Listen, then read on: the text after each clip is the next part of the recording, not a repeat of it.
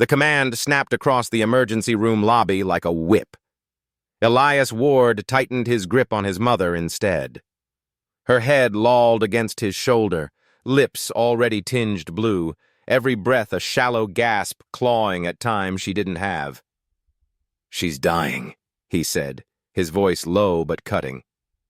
"And you're standing in my way." The security guard, stocky, pale, uniform starched and spotless, took a deliberate step closer, one hand hovering near his belt.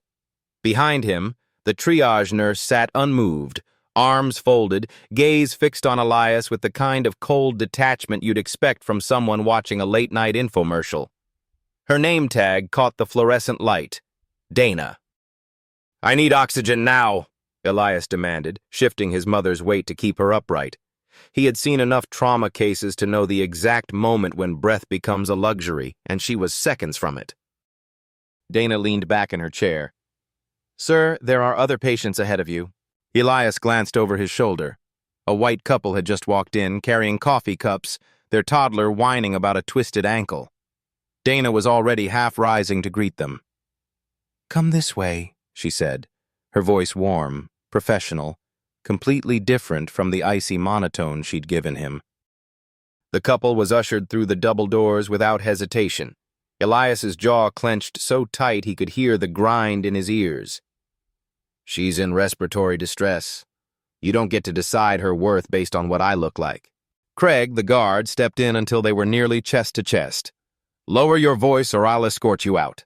A muscle jumped in Elias's cheek. He'd spent 2 decades keeping his composure in operating rooms where one slip could cost a life. But here, surrounded by people sworn to save lives, he was watching the most important one to him fade in his arms, because they'd decided she didn't belong. His mother's body jerked suddenly, a violent convulsion that made her head snap back. "Crash cart now!" he barked, his voice booming across the lobby. No one moved. Rain pounded the glass doors behind him, a drumbeat of seconds slipping away. Somewhere to the side, someone raised a phone and hit record. Elias didn't see it. His world had narrowed to his mother's face, skin pale, eyes fluttering, chest heaving shallowly. He lowered his head to her ear, blocking out the guard, the nurse, the indifferent stares. "Stay with me, Mom.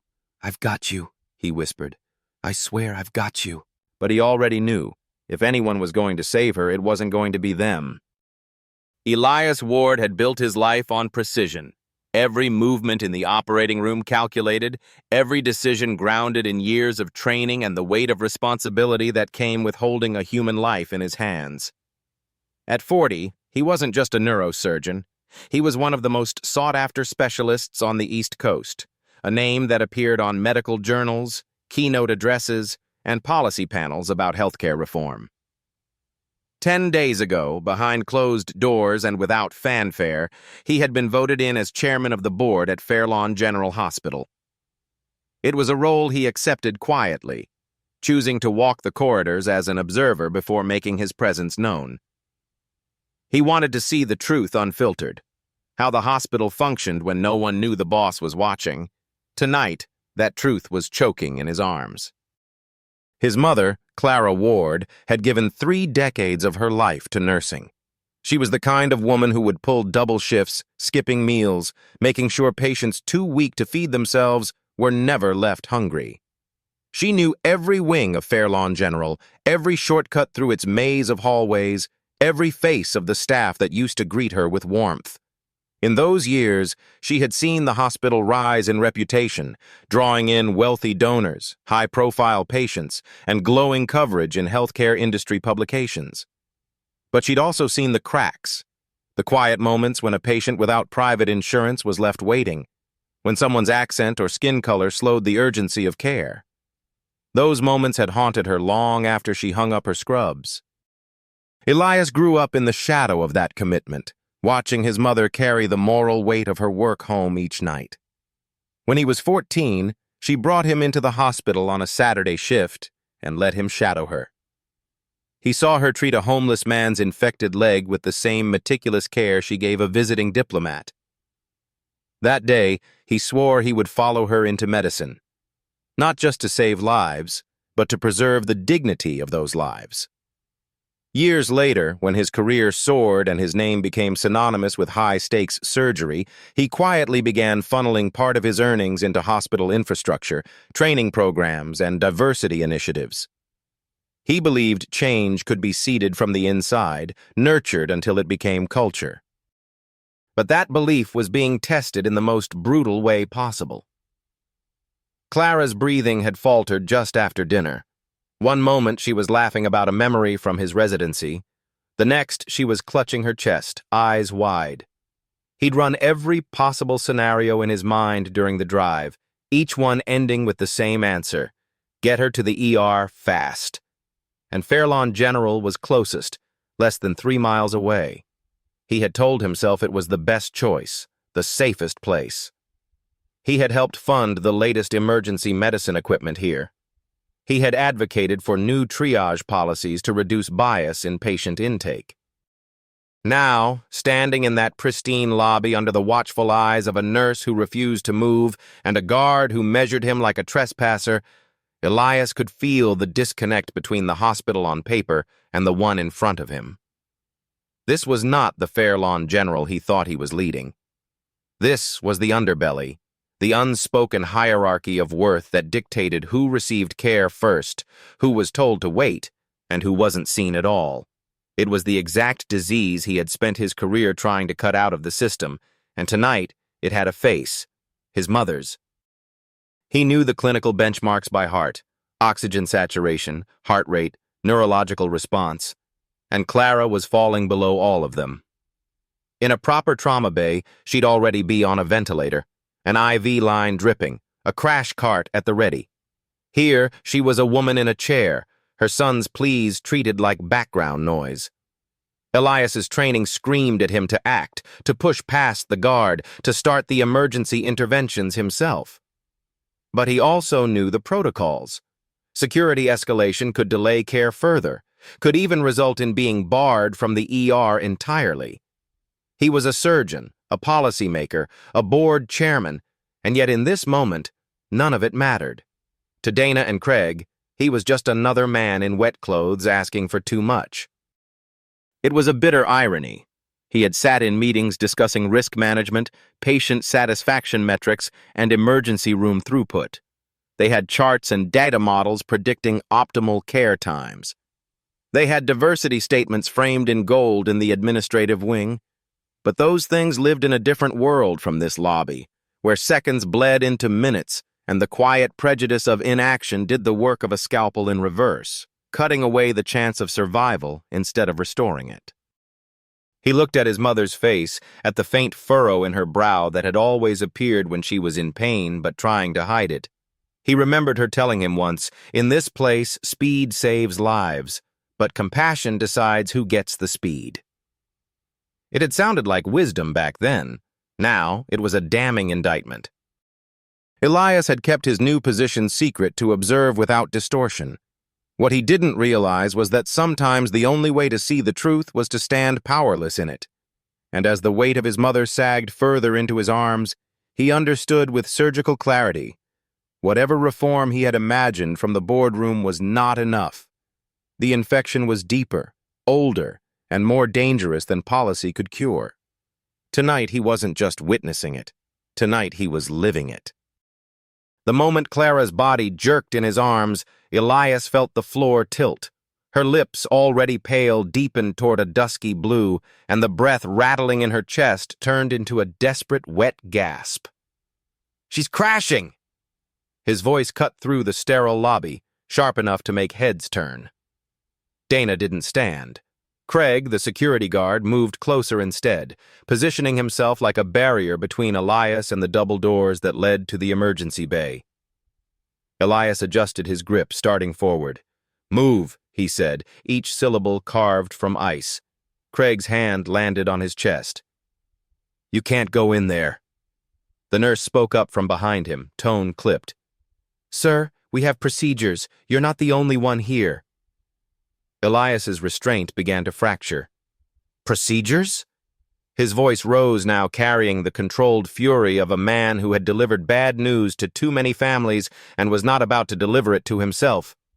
The procedure is to save her life. He shifted his mother's weight and took a step toward the ER hall. Craig moved to block him again. That's when Clara convulsed. Hard. Her head snapped back, eyes rolling, foam flecking her lips. Every alarm in Elias's medical training went off at once. "Code Blue!" he barked, the command echoing off the marble walls. In a real trauma unit, those words would unleash a sprint of activity. Crash cart wheels screeching, oxygen masks snapping into place, a nurse cutting away clothing to place cardiac leads. Here, nothing moved.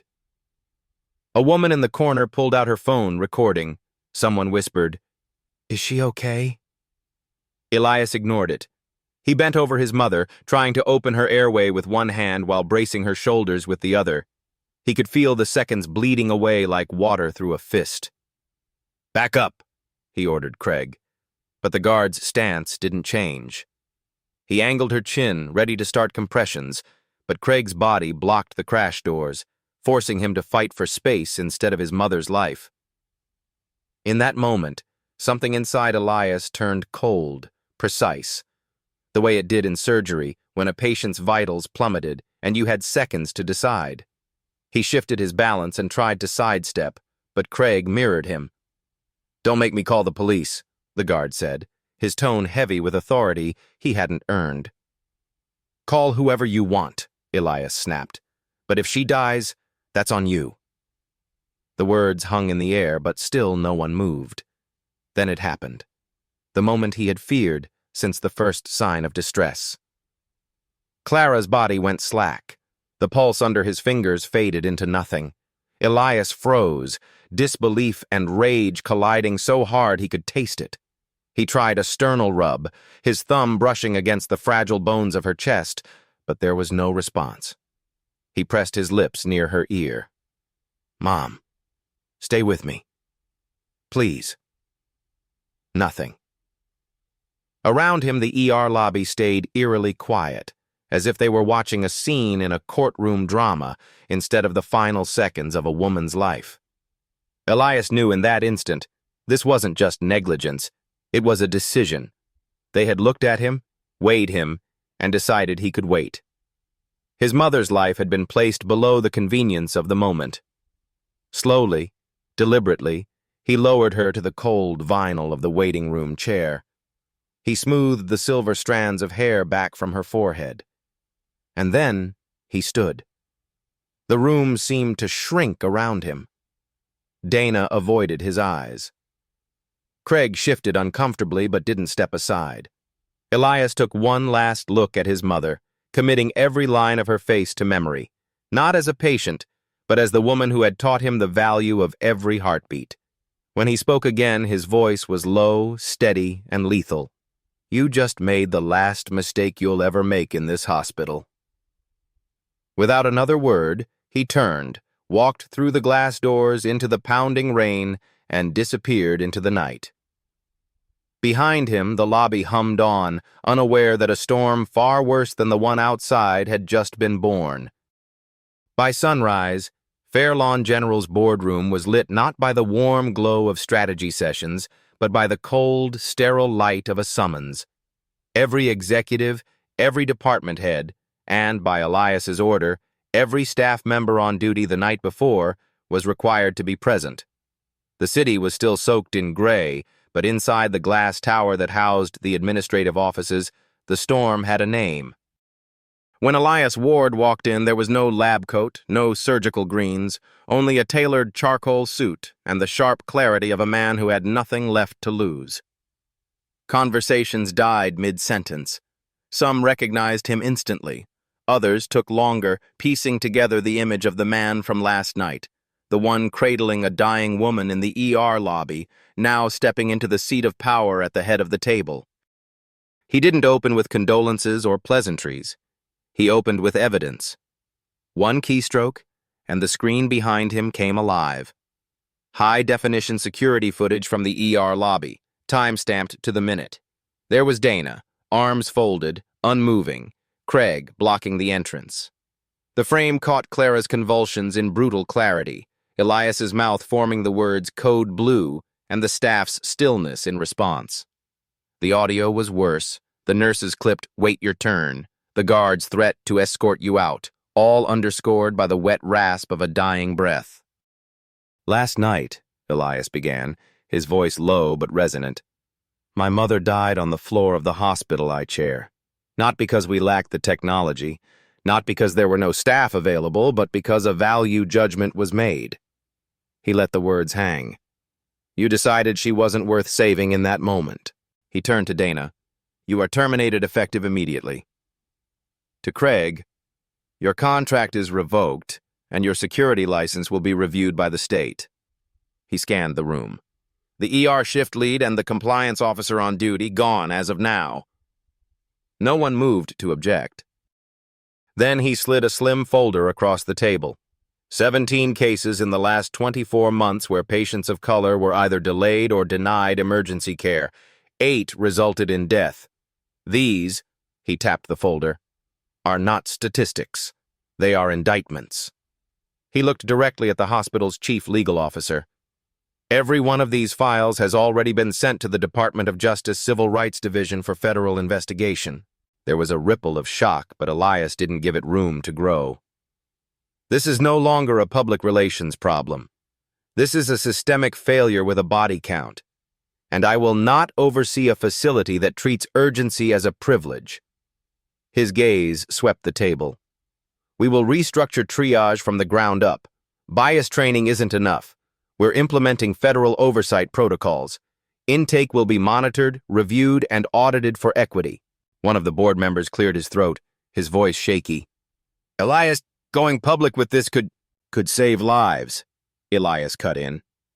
"That's the point. This hospital will either become the model for equitable emergency care, or it will burn to the ground under the weight of its own negligence. Either way, the days of quiet discrimination here are over." He leaned forward, palms flat on the table, voice dropping to a level that forced the room to lean in. "They watched my mother die, and still, I'm here. Imagine what I'll do for the ones who can't be." Silence followed him out of the room. But by the time he reached his office, the first emails had already gone out to staff. Mandatory compliance reviews, immediate suspensions, and notice of an unannounced federal audit. The storm had arrived, not in the sky, but in the bloodstream of Fairlawn General. 3 weeks later, the same glass doors that had once framed his mother's final moments now reflected something different. Set into the polished stone beside them was a new bronze plaque, the letters cut deep enough to last longer than the building itself. "The Clara Ward Protocol. Every second matters."